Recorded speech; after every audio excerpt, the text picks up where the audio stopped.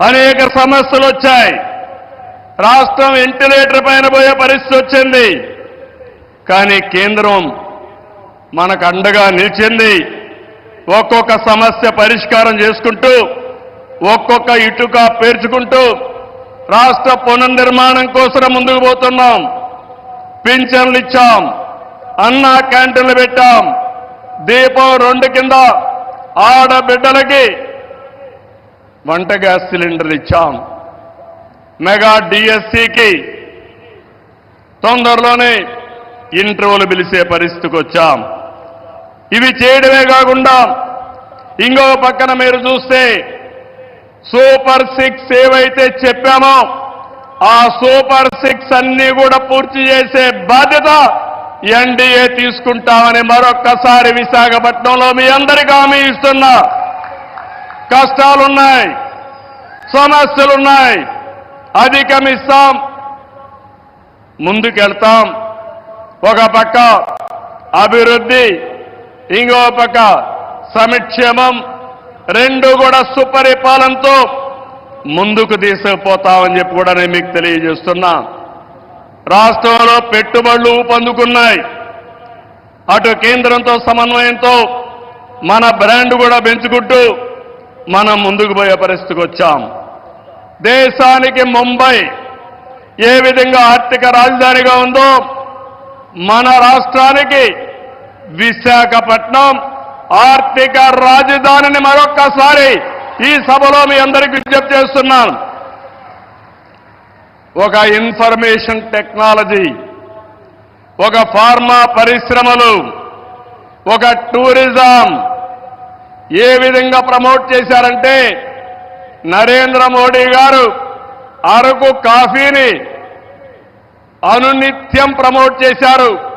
ఈరోజు అరకు కాఫీ, అరకులో బండే కాఫీ ప్రపంచం మొత్తం పాపులర్ అయిందంటే, మోస్ట్ ఫేమస్ బ్రాండ్ గా తయారైందంటే అది ఈరోజు మన ప్రధానమంత్రి గారు చూపించే చొరవ.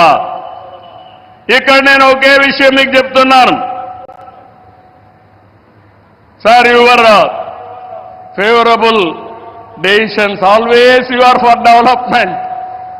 I'm always getting some inspiration from you and I'm learning so many lessons from you. I'm very happy. Till yesterday our Amaravati was in doldrums. Now sir, you have to come sometime to witness where you have laid the foundation. Finally we are going to complete with your blessing. Then you have to inaugurate Amaravati, one of the best city as you dream. Sir, always you are promoting linking of rivers, irrigation. You have done it. You have shown the way. Same way, sir. In Polavaram, you have cleared everything. We will complete it. Under your leadership, intra-linking of rivers, we will start immediately. And you bless us, we will complete. That is our commitment, sir. Sir, third one, sir. I am very happy. Under your leadership, BPCL, one of the most important refinery has come in Ramayanpatnam, one of the most backward areas, sir. It is nearly 70,000 crores.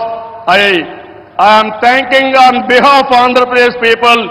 Give big applause for our Prime Minister.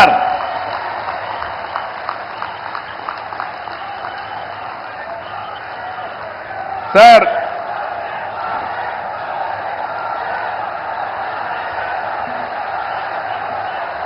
some more things you have to hear. How Narendra Modi ji is functioning in this country. Recently I went to him. Mittal, RCR Mittal is willing to spend some money to set up steel plant. There are some problems. When I went to our Honorable Prime Minister, I explained. Sir, they want pipeline. They wanted to get iron ore through slurry. This is what they are requesting. That is what I told them. Immediately he made it a point If you wanted to carry iron ore, there will be a lot of pollution. With the slurry, you convert and send it pipeline. That is the best way for environment and also cost of transport. I entirely agree with you. That is what he told.